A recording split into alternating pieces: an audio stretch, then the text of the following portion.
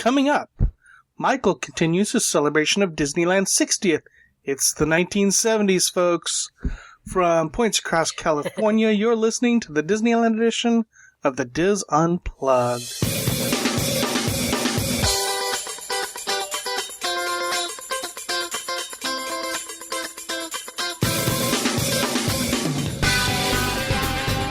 This is the Diz Unplugged Disneyland edition, episode 558 for the week of March 13th, 2016. The Diz Unplugged Disneyland edition is brought to you by Dreams Unlimited Travel, helping you plan the perfect Disneyland vacation. Visit them on the web at www.dreamsunlimitedtravel.com.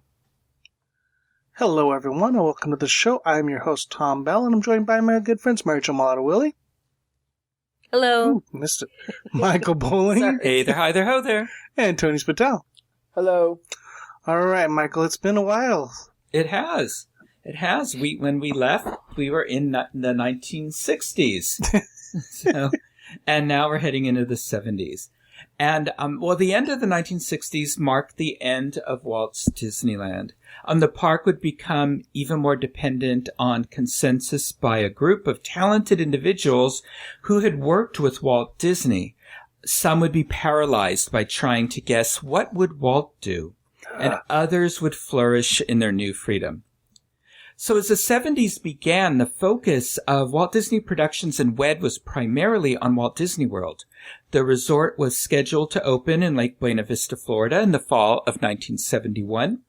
Included in the project is a Disneyland East, which was to be named the Magic Kingdom.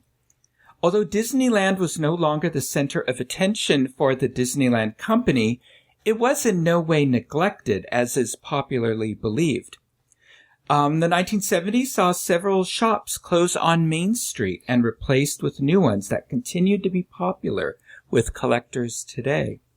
The major refurbishments of 3 e-ticket attractions, the launch of 2 Disneyland parades, which still rank as amongst the favorites of longtime Disneyland fans, the construction of several new attractions, and the addition of a whole new land.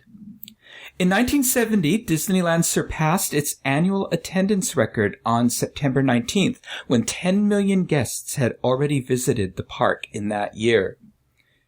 1970, it was a turbulent time, and it was the height of the Yippie, Youth International Party movement. The student activist movement had started in Berkeley, California in 1964, fed by discontent over the Vietnam War. It evolved into a revolutionary movement. The Yippies were anti-authority anarchists who staged dramatic events to get the attention of the media. No other institution more idealistically represented the United States of America than Disneyland. Radical student newspapers began to print stories that Disneyland was a target to be invaded.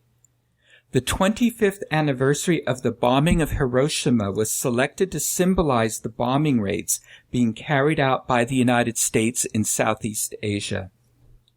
When Disneyland executives heard about the Yippies' plans, they contacted the Anaheim Police Department and the Orange County Sheriff's Department, who had also heard the rumors. The Yippies wanted to make a statement by taking over Disneyland and uncovering the corporate lies and myths that existed within this image of capitalism. Jack Lindquist, director of marketing, called a meeting with Disney's executive vice president and CEO Card Walker, director of park operations Dick Nunes, and Disneyland publicist Eddie Meck, and said, "We need to have a plan." Jack Lindquist recalled that event. We called the Times, the Examiner, all of Southern California community papers, and the local radio and TV stations. Card made the presentation and told the media, "Don't respond to rumors.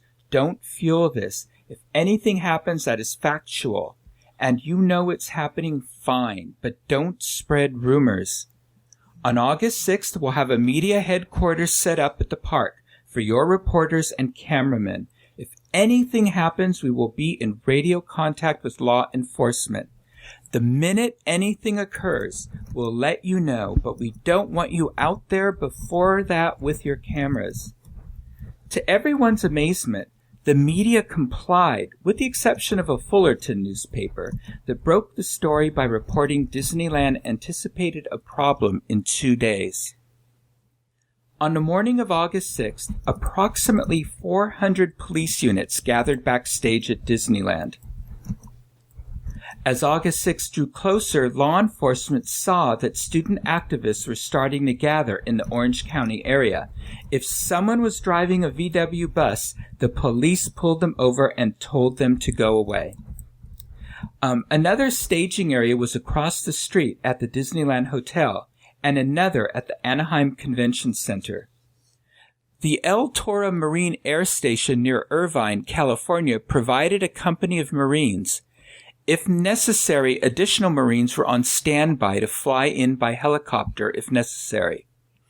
Jack Lindquist said, "We were an armed camp and a potential battle zone." Disneyland officials considered closing the park when Roy Disney suggested to Dick Nunis that the park be shut down for the day. Nunis objected. "What about tomorrow, or the next day, or the next? What about the people who've planned their vacations around us? Sooner or later, we're going to have to face up to this." Disneyland stayed open. Said Jack Lindquist, "That morning the media showed up. We had everything, including desks, phones, coffee, and sweet rolls set up for them in the administration building." The morning passed quietly, but we knew some yippies were trickling into the park. About 75 long-haired youth turned away at the gates for violating the park standards for admittance, including intoxication, possession of marijuana, lack of shoes and shirts, and possessions of banners which were not allowed in the park. Some 300 others were allowed to purchase tickets and enter the park. Disneyland cast members, supervisors, and security, backed up by Orange County riot police who remained close but out of sight, implored the youth to enjoy themselves whilst respecting the other guests in the park. But it was all for naught. As it soon became obvious, their mission was to create another dramatic event, which in past events usually ended in full-scale rioting. Jack Lindquist remembered, close to noon, a small confrontation occurred outside the main gate, and we notified the press who ran out there. That interaction did a lot of good with the media because they knew we were being honest. We told them that if there was a problem, they would know as soon as we did. The group at the main gate was turned away because they had banners. In the afternoon, a group of approximately 150 youth invaded and took over the fort on Tom Sawyer Island, lowered the flag of the United States, and raised their own flag, a marijuana leaf inside a red star. Oh, wow. News cameras clicked and news film rolled. Disneyland executives had a simple solution. They shut down the rafts going back and forth to Tom Sawyer Island and told guests the island was closed for the day. Other youth snake danced around the hub and shouted obscenities to all the guests. Finally, the inevitable confrontation took place as the hidden riot teams emerged in a show of force and evicted the youth. This was for their own best interest, to protect them from the rising anger of over 50,000 guests whose day at Disneyland was being ruined. Meanwhile, back on Tom Sawyer Island, the yippies sang and chanted, but nobody in the park paid much attention to them. Finally, at around 5 p.m, they pleaded to be let off the island.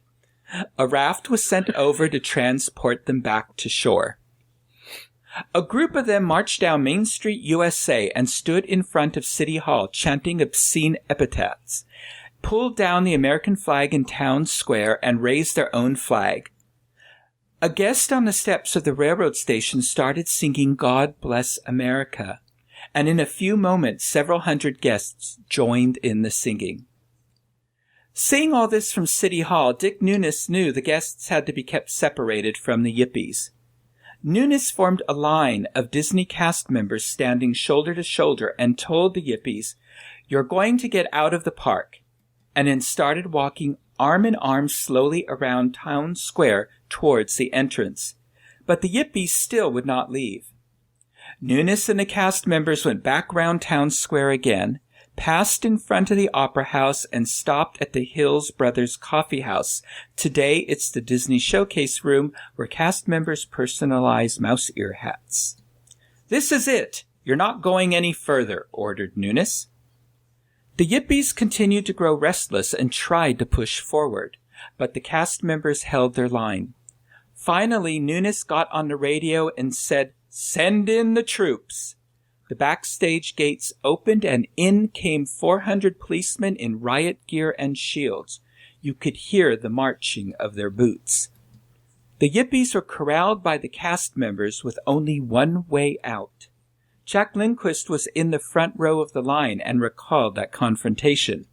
"Some nasty little kid, not more than 14 years old, said to me, 'You can't keep us out of here. This is America. We've got a right to be here.' And when the gates opened, I said, 'You're not going any further. We've got plenty of law enforcement here.' 'I'm not scared of any fuzz,' he said. 'Bring on the fuzz.' 'You wanted fuzz? Here is the fuzz,' I barked at him. These policemen, all 6'4" and taller, it seemed, marched down the street with cadence and determination. The kid's eyes grew.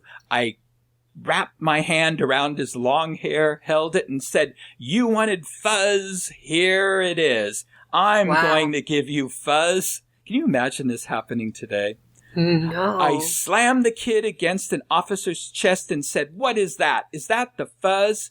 The kid said, 'No, sir. That's a law enforcement officer, sir.' I let the police handle him from there. Lindquist noticed a young man with long black hair hanging below his shoulder that appeared as if it hadn't been washed in months. Yelling, 'Don't stop! Push him through! Push through!'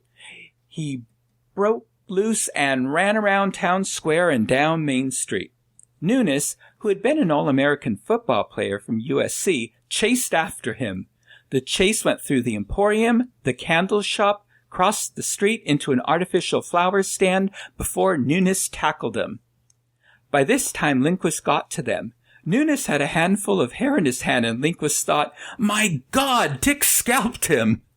But the Yippie turned out to be an English professor from Cal State Fullerton who had been wearing a wig. Another row of police were standing shoulder to shoulder in the hub and down both sides of Main Street, USA. It was decided to close Disneyland 5 hours early, but there were 59,000 guests in the park who needed to be safely exited from the park. By this time, the Yippies were leaving the park of their own accord. The Yippies knew they were facing many unhappy guests who had their day at Disneyland ruined. Guests were offered either free admission the next day or a cash refund. Many guests returned the next day. Many reporters and cameramen lingered around the park on August 7th, so they interviewed guests. Many of the guests said, "If those kids show up again, they are going to be sorry. I'm not going to let them carry on like that in front of my wife and kids."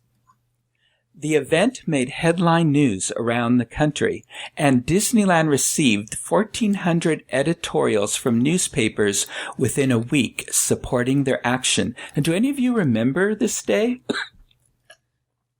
I remember hearing about it, but I don't remember. I just remember hearing about it. I don't remember the details. Yeah, I don't remember the details. I remember my parents talking about it, and it was on the front page of the San Francisco Examiner. But I was still pretty young when all this happened. So, anyway, looking back on that day, Jack Lindquist said, "On Yippee Day, everybody who worked at Disneyland was family.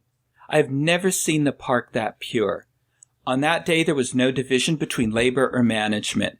We had management people working as janitors in all of the bathrooms, acting as lookout for Yippies.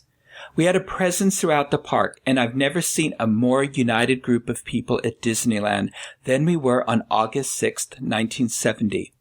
It was something to see because nobody said, 'Oh, he's a director, he's a supervisor, he's a ride operator.' That didn't matter. We were all Disneylanders and nothing else that day. We were a family, and somebody had attacked our family." Walt Disney famously said Disneyland would never be completed. It will continue to grow as long as there is imagination left in the world. Something that I can keep developing and adding to. In the 1970s, Disneyland saw lots of growth and change. On Main Street, USA, changes including the closing of the Upjohn Pharmacy in September 1970. The new Century Clock Shop opened its doors in the same location in 1972.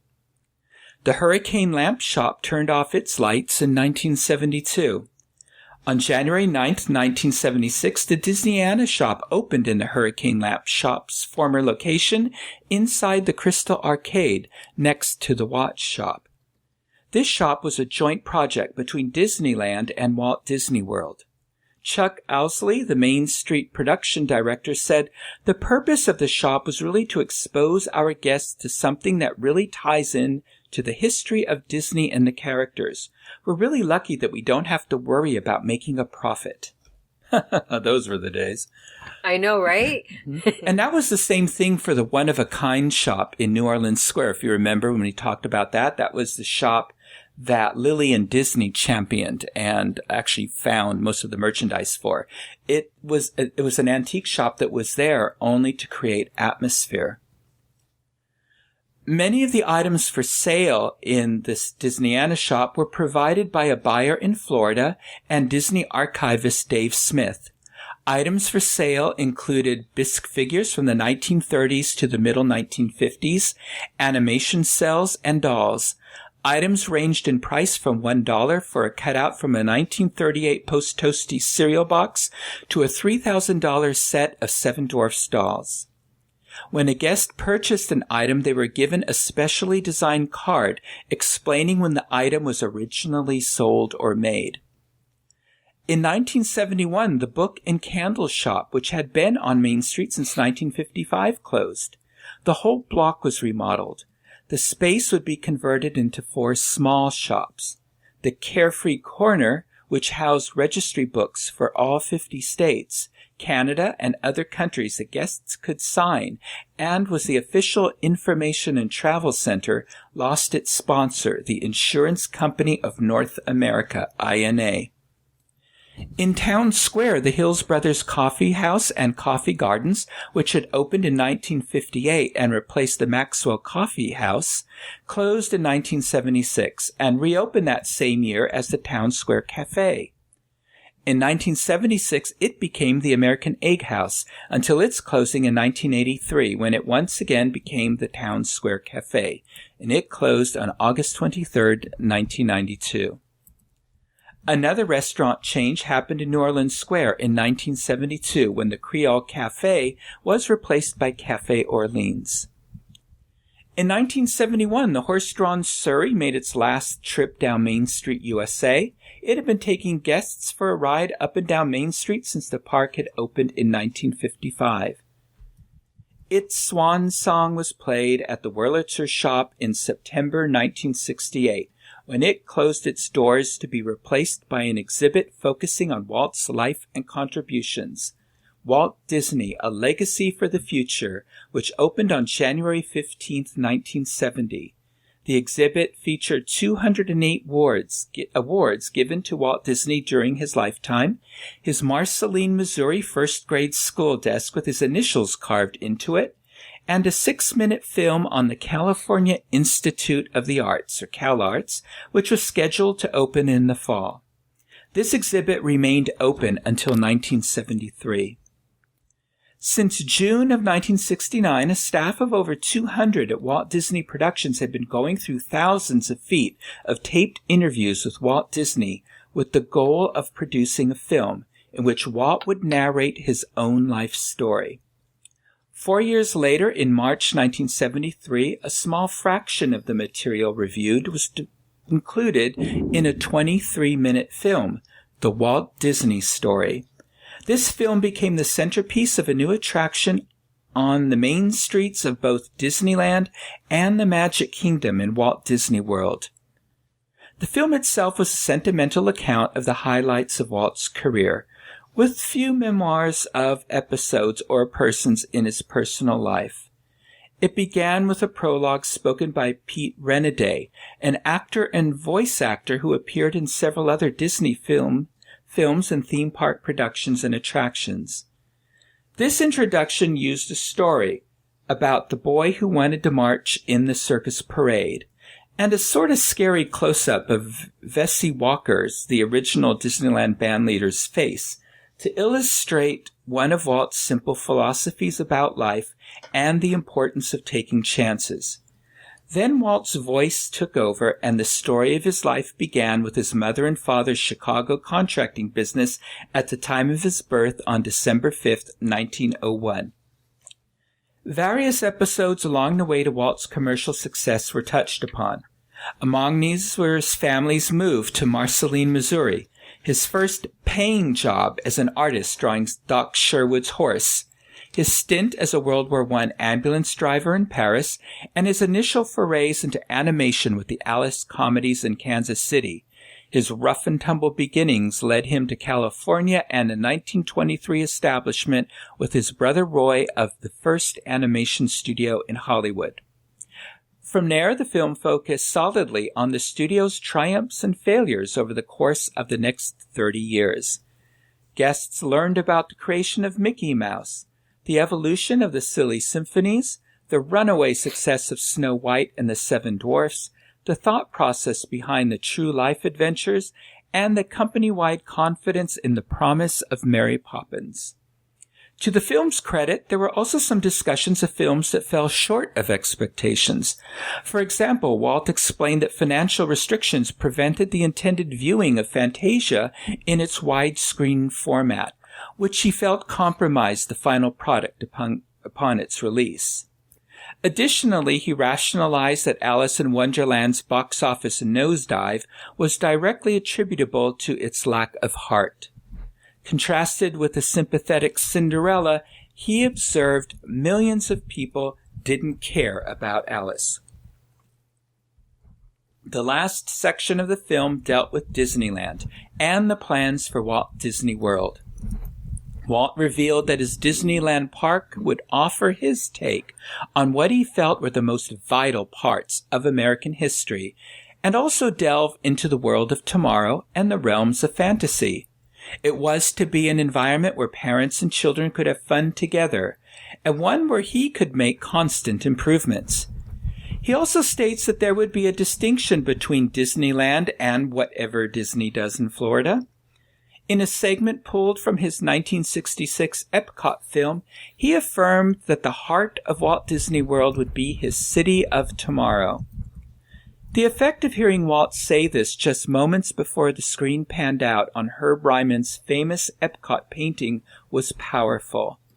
And as the film grew older and Epcot changed directions, disheartening. But at the time of the attraction's debut, it was testimony to the company's intention of following through with Epcot the City. In conclusion, Walt described his little B role in the company during his last years and explained what he felt was most gratifying after over 40 years in the business. For him, the reward was in building his organization and gaining the acceptance and appreciation of the public for the work he had done. Although the film was described in Disneyland attraction guides as the story of Walt and Roy, Roy's part in the film was, much as in life, largely behind the scenes. Walt's wife was absent from the story, as were his daughters, aside for a brief mention regarding their role in the concept of Disneyland. The circumstances surrounding Walt's death were naturally not among the topics he discussed in interviews and were therefore left out of the film as well. At Walt Disney World, this attraction opened in a building constructed expressly for the film and exhibit. It opened in April 1973 and was dedicated on May 6th in a ceremony attended by Mrs. Lillian Disney and Mrs. Roy O. Disney. The opening went smoothly and the exhibit was well received by guests. At Disneyland, it was a different story, which sparked more controversy than accolades. Noticing waning attendance at the Lincoln Theater and the Opera House, Disneyland executives decided to retire the Great Moments with Mr. Lincoln show and use the large theater for the new Walt Disney Story film. A public outcry immediately followed, not over the arrival of Walt Disney, but over the departure of Abraham Lincoln. Letters poured into Disneyland deploring the removal of, quote, Walt Disney's greatest achievement and gift to America. Others suggested that the Disney organization had, quote, succumbed to the same lack of patriotism that had already infected much of our nation. And the removal of Mr. Lincoln was an insult to the memory of Walt Disney, ignoring the fact that the great emancipator had been replaced by a film honoring the life of Walt Disney. Finally, the beleaguered Disney executives removed the Walt Disney Story film and had it edited down and combined with other footage to create a new version, which became a part of the pre-show for President Lincoln's return engagement. Other items on display in the pre-show exhibit in the Opera House lobby were recreations of Walt's work and TV offices, displays of various awards and accolades, and an audio animatronic owl who spoke on Walt Disney's groundbreaking nature films, the True Life Adventure series. This new attraction, renamed the Walt Disney Story, featuring Great Moments with Mr. Lincoln, probably one of the longest titles for any attraction, opened in 1975. Arguably the most popular and beloved of all Disneyland parades, the Main Street Electrical Parade first dazzled Disneyland guests with a spectacular festival pageant of nighttime magic and imagination in thousands of sparkling lights and electro-synthomagnetic musical sounds in its debut on June 7th, 1972. No one had ever seen anything like it. An entertainment spectacle combining music and technology in a way that left guests staring in awe.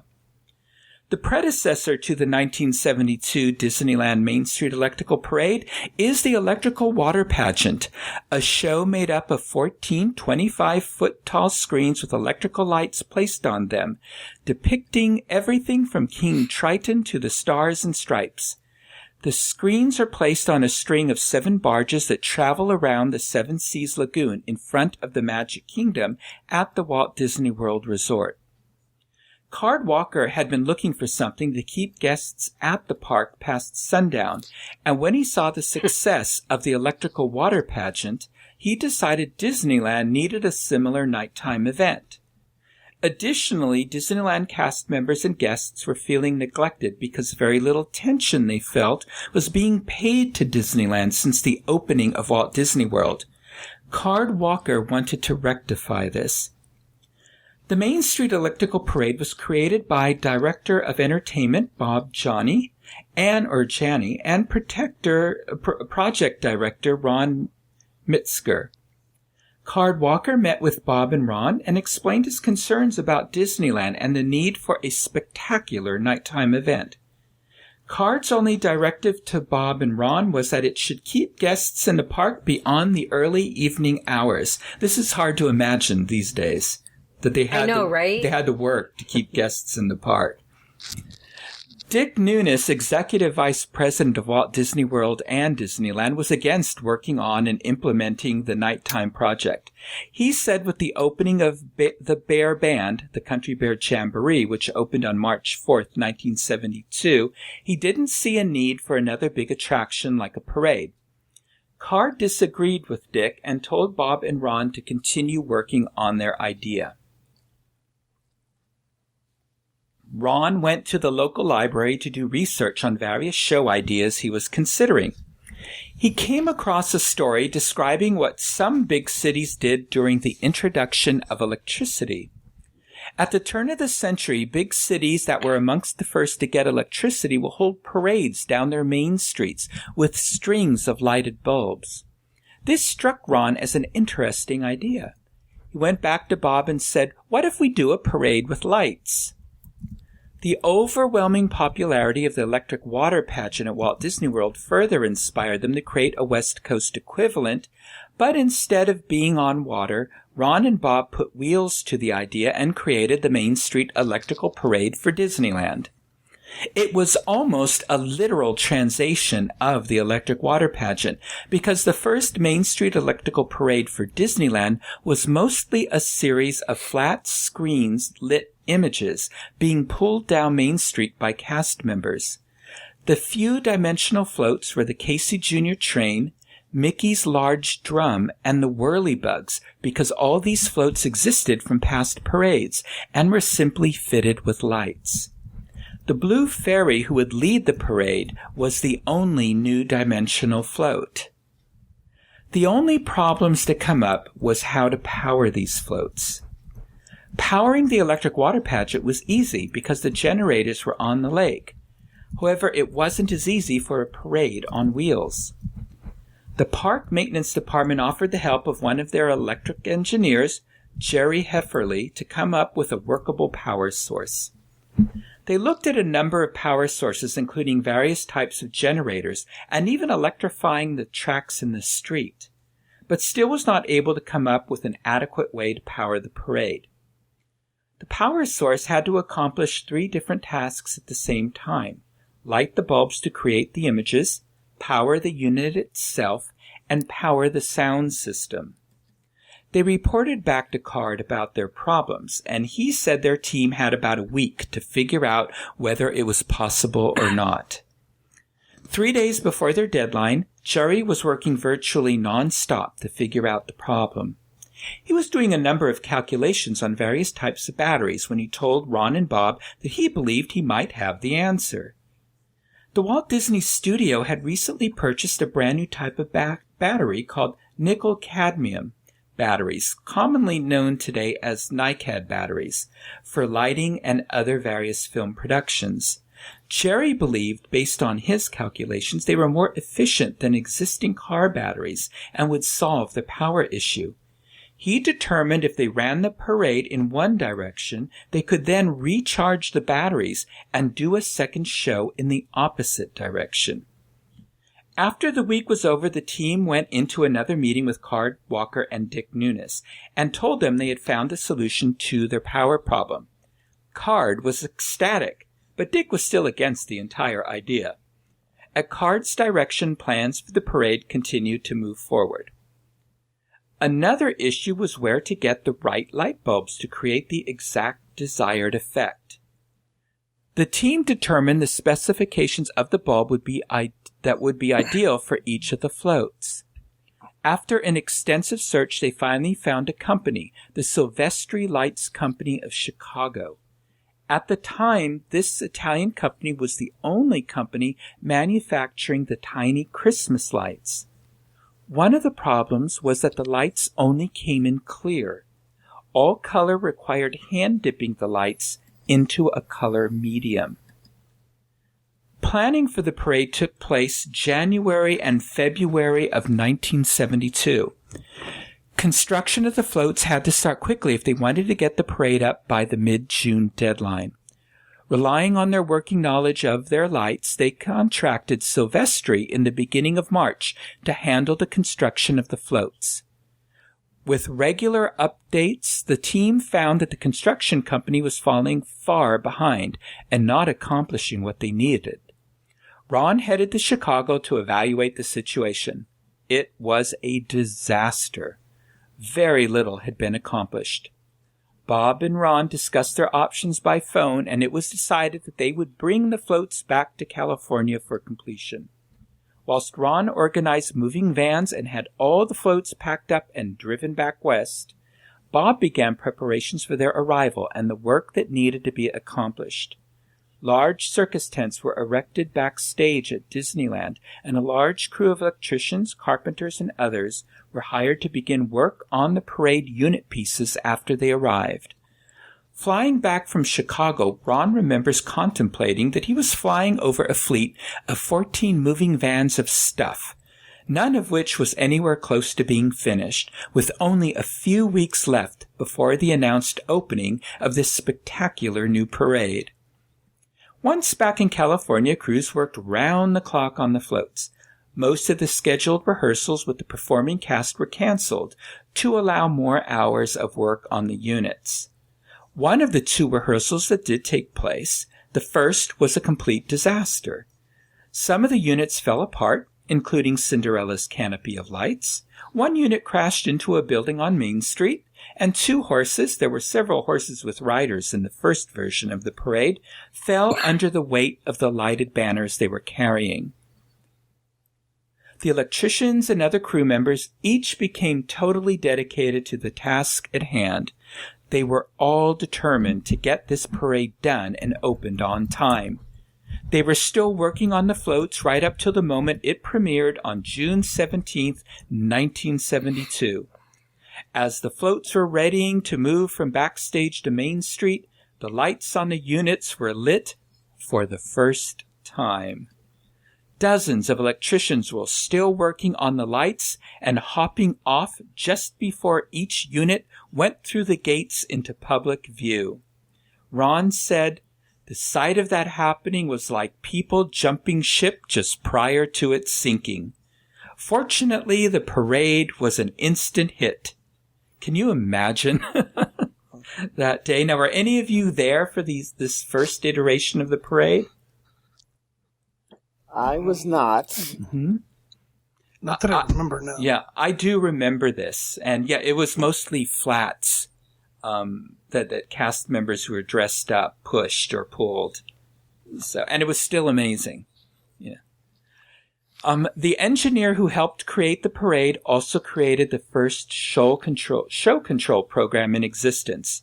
This required the 2,000-foot, 610-meter long parade route to contain multiple radioactive trigger zones. Using radio-activated triggers as each float entered a zone, guests would hear float-specific music through the Disneyland audio system. Each zone was between 70 to 100 feet long, and the zoned system meant that every guest watching the parade would experience the same show, no matter where they stood along the parade route. You have to admit that that's amazing technology. It is. You know, who would have thought of, to even come up with that concept, that when the parade got to you, you'd have the same experience as a person who saw the parade, and, hundreds of yards, behind you or ahead of you. Absolutely. And that was revolutionary for the time. Now it's normal, no matter where you go. But it was amazing back then. And they upped it as they went along. It became stereophonic. As they went along and redid floats, they had their own speakers as well as the all park track. It was amazing. And think of Paint the Night today and that sound, compared to the first electrical parade. So anyway, now the next problem was to find the right music for the parade.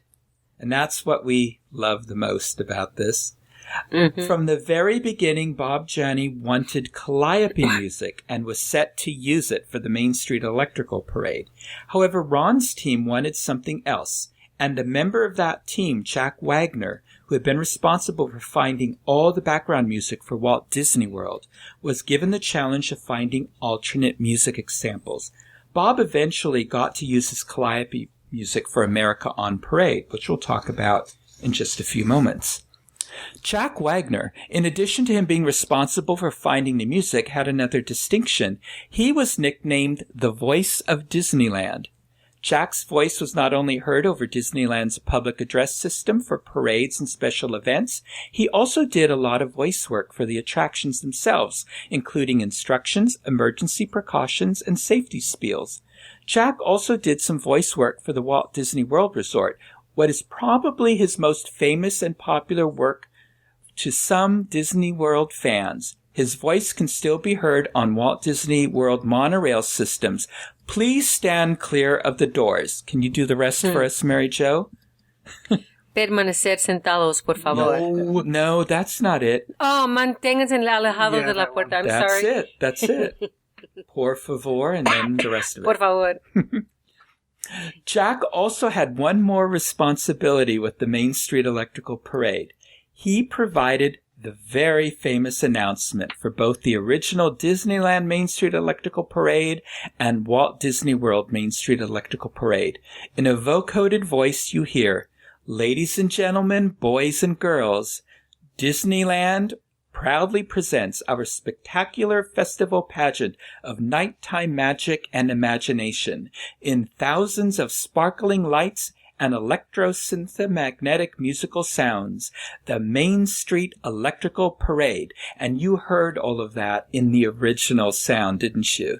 That vocoded sound. Oh, yeah. I not only that, Michael, I've got tears in my eyes. Yeah. And did you hear the fanfare also in your head? Oh, yeah. Right now they say all the feels, right? All the feels. And yeah. I heard all that sound superimposed over your voice. So very yes. cool. Yeah. Even me when I was writing it and reading it. After the parade concludes, you hear one final announcement before the closing fanfare. Disneyland's Main Street Electrical Parade. Don Dorsey took over after Wagner passed away in 1995. Jack found a number of musical samples he believed would work for the parade. He met in Bob Janney's office, and Jack played each music sample. Ron, music director Jim Christensen, and others agreed that there was one piece that was better than the rest: Baroque Hoedown.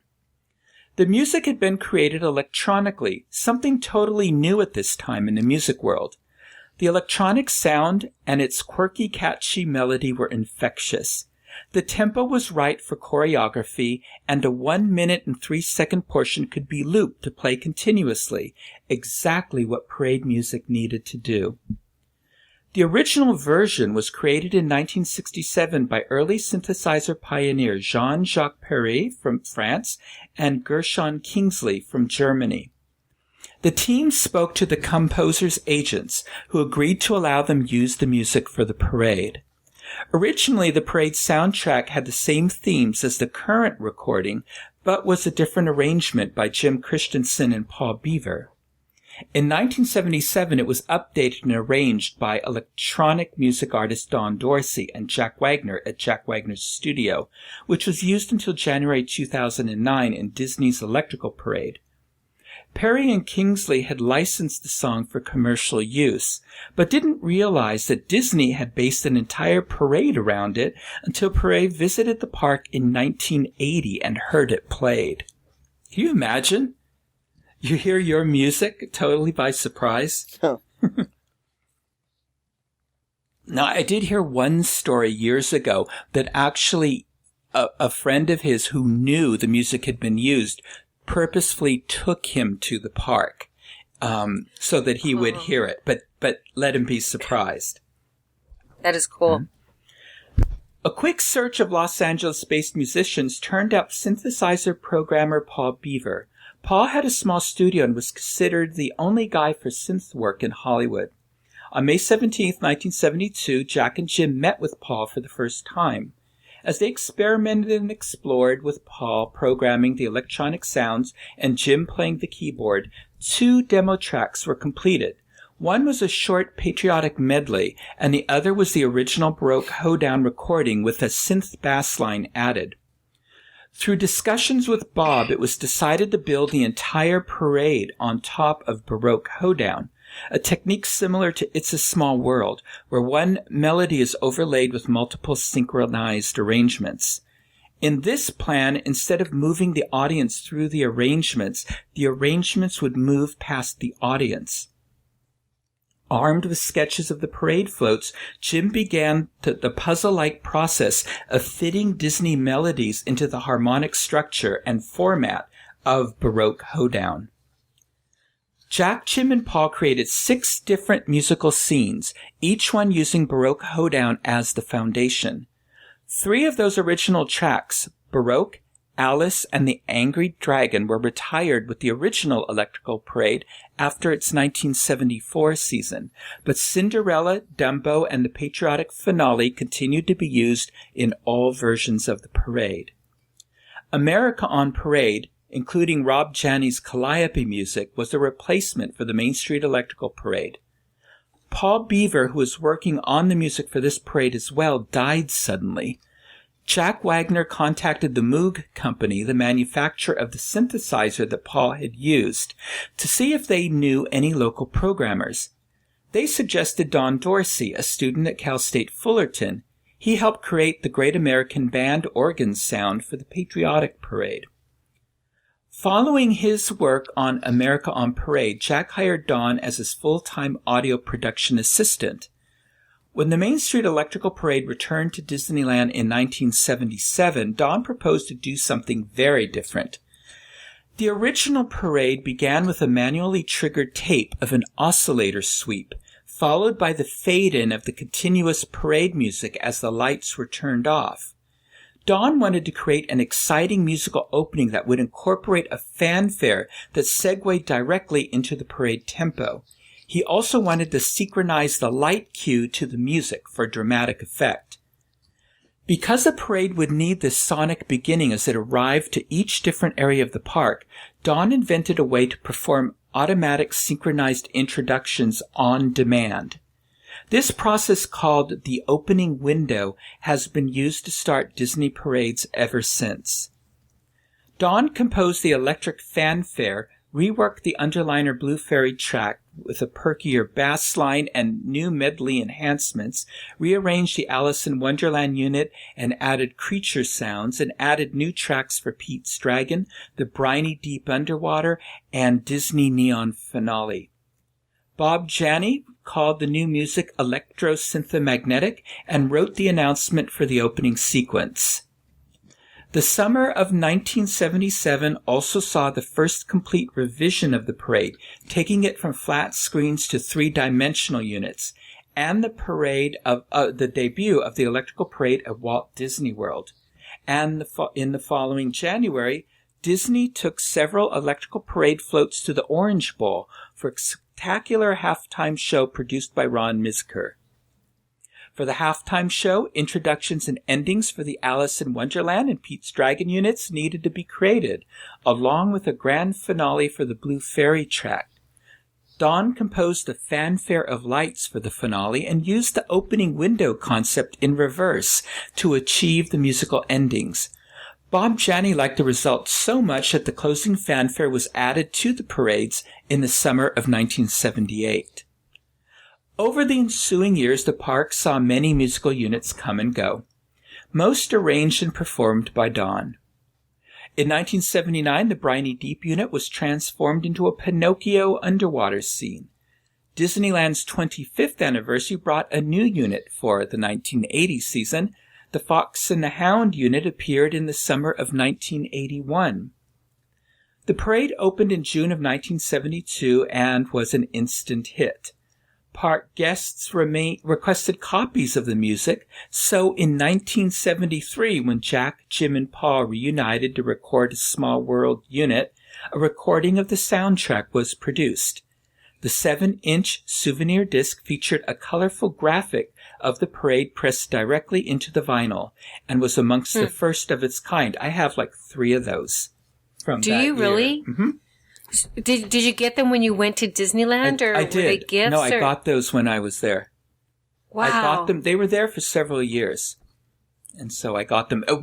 When I was a teacher, when I taught kindergarten, I played side 1 as the cleanup warning. That if we were doing art or some messy project, I would start it, and they knew they had 5 minutes to clean up all their workstations. So I thought I raised a generation of children that when they hear that parade, they look around and start cleaning things up. Yeah, they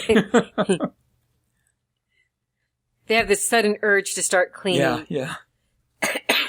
In addition, the parade featured more than 150 8-foot-tall doll-like characters representing the people of the United States.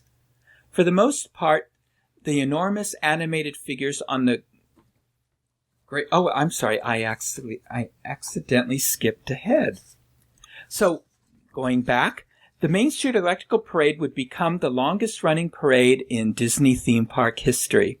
It's also one of the largest Disney parades, consisting of 23 floats, 80 performers with more than 500 miles of lights. The audio and the float movement, it takes more than 27 tons of batteries to present the parade every night. That energy could power 32 homes. The Main Street Electrical Parade has dazzled generations of families. Parents who first enjoyed the Main Street Electrical Parade as children in 1972 brought their own children to Disneyland to be awed by the magic of thousands of sparkling lights and electro-syntho-magnetic musical sounds. The Main Street Electrical Parade glowed away in 1975 to make way for America on Parade to celebrate the nation's bicentennial in 1976. Before we move on, did anybody have any thoughts they wanted to share about the Main Street Electrical Parade? I love it, but when I was a kid, I didn't go to Disneyland a lot with my family, even though I was in San Diego, and I discovered it when it came back to California Adventure, and I just loved the parade, even though by then it was kind of dated, but I still loved it, and I can't imagine how exciting it would have been when the technology was new. But to show you how it still was amazing years later, and when it came back, everybody was excited. Then when they took it away, people were more upset.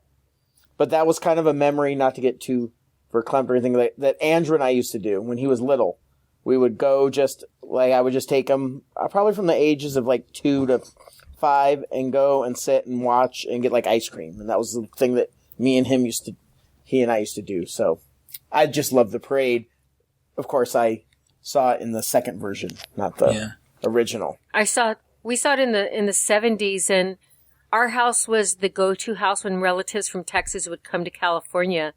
And so we would have probably each summer 3 different families come visit us. So we were the Disneyland experts in the family, of course.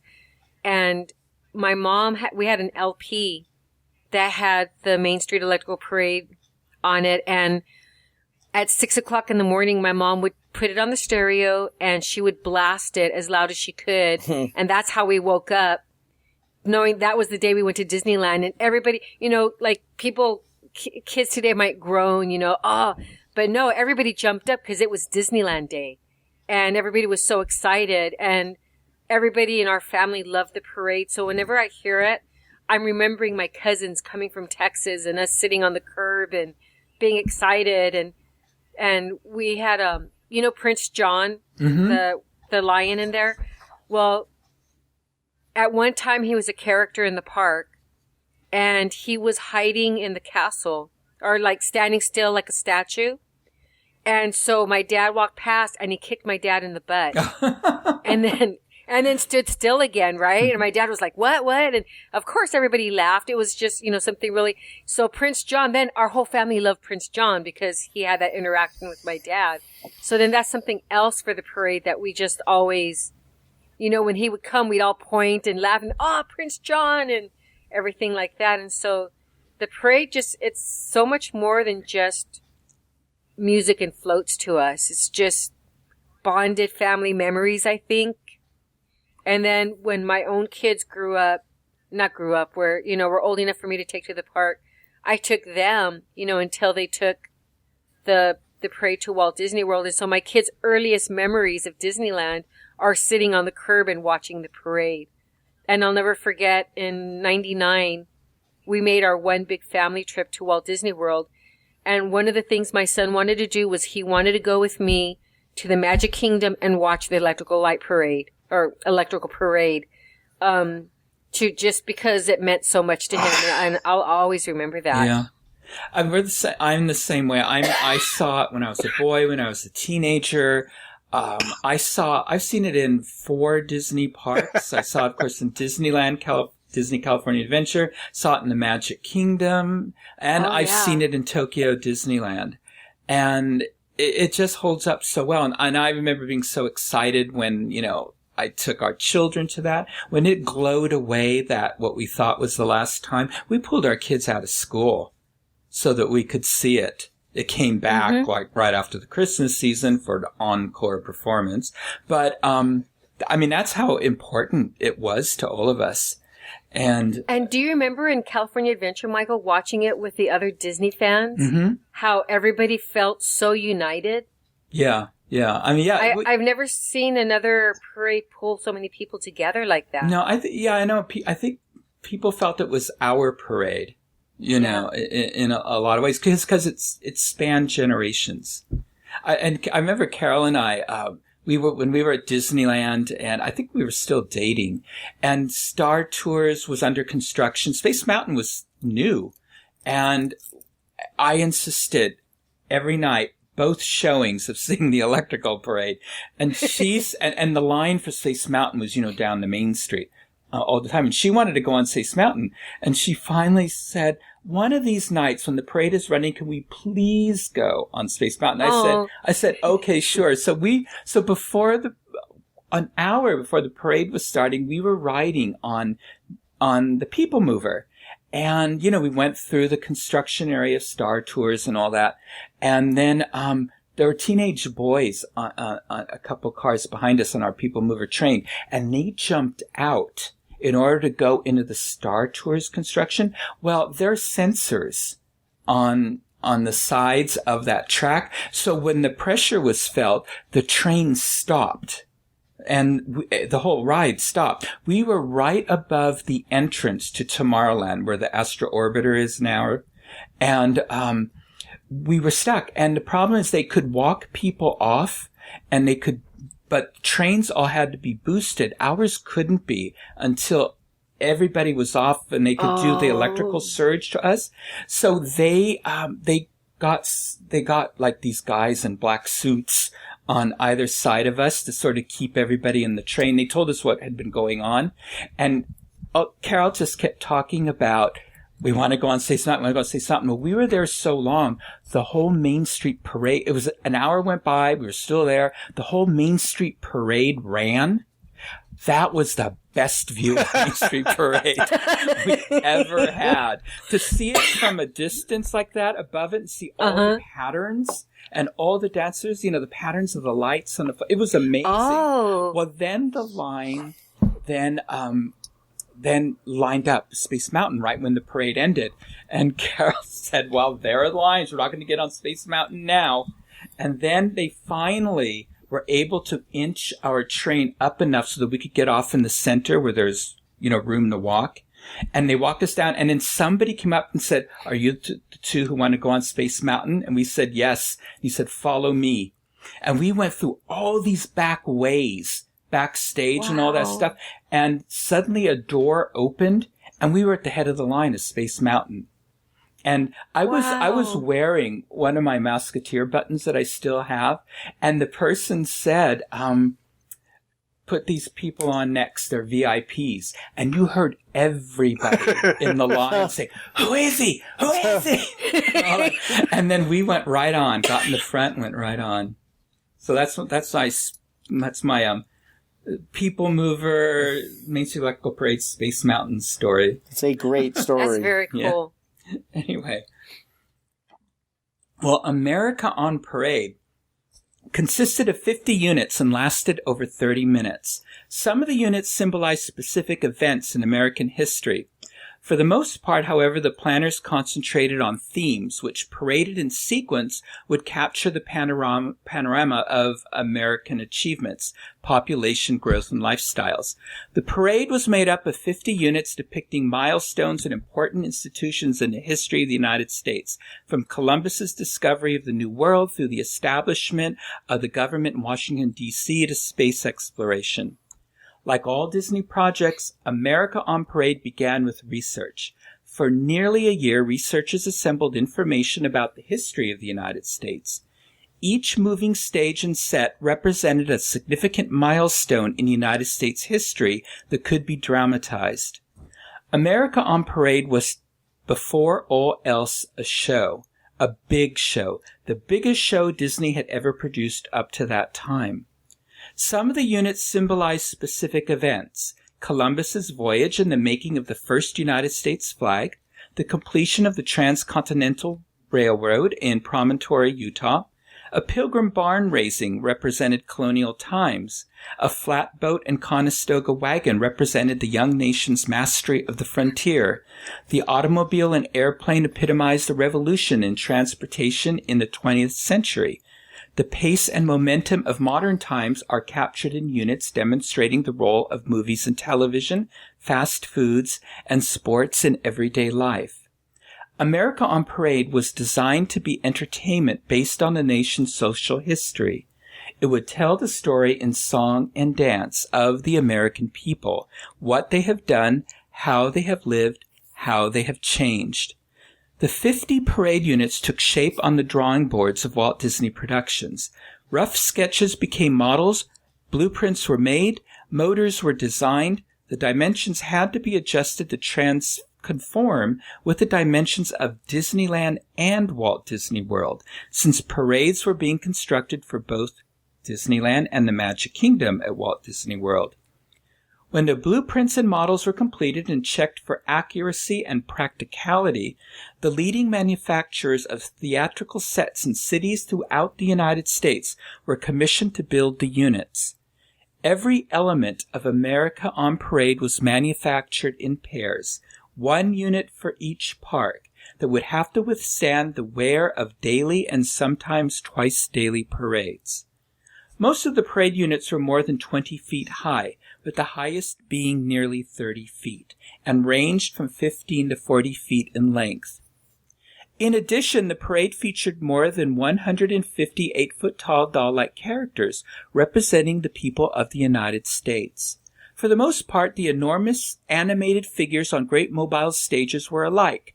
The differences were shown through costuming. Dressing the dolls proved to be one of the most complex problems that the pageant's planners faced. First, the costumes had to be accurate. Researchers and costumers had to work together to find appropriate fabrics, and to sew them as they would have been sewn 50, 100, 200 years ago. To add to the complexity of the costumes, the material had to be bright enough to be seen clearly in the parade, tough enough to withstand the wear of the 600 outdoor performances, and practical enough to be cleaned quickly, easily, and frequently. And if that didn't complicate things enough, there was the weight problem to worry about. For inside each of the 8-foot dolls, there would be a teenage boy or girl who would have to perform with considerable energy under the very hot sun of California or Florida. Therefore, the fabric had to be lightweight. The costumers managed to find a remarkable variety of fabrics meeting all these requirements. Next, the dolls were given appropriate wigs, hats, and props, all of which had to meet the same requirements met by the costumes. The parade units were designed to look like huge toys, and the characters to be outsized dolls. The size of the show made the presentation easily visible. Visibility, however, was only one reason for the gigantic scale. For, like every aspect of the production, the bigness of the parade units and characters contributed to the celebratory atmosphere, an atmosphere calculated to make everyone, old as well as young, see the parade through the eyes of a child. American musical history provided researchers with more than enough songs for the parade, but the means to play those songs represented a problem. The planners wanted a band organ sound, and 2 years before the start of the pageant, they began a search for a real mechanical music box to play the selected songs. Eventually, they found a completely restored 1890 band organ in Saskatoon, Missouri, known as Sadie Mae. The instrument had some 200 pipes and worked on the same principle as a piano player piano, except the punched-hole piano books were used instead of piano rolls. That was fine, except that researchers found out that only one man in the world was capable of making piano books by hand, and he was in Belgium. Determined to settle for nothing less than Sadie Mae, Disney sent the musical arrangements to Belgium and had the books made. Then Sadie Mae was taken apart and shipped to Nashville, where it was reconstructed in a recording studio and given the new books to play. The tapes were made in Nashville and sent to Los Angeles, where still another recording studio. Sadie Mae's music was embellished with the sounds of a Moog synthesizer.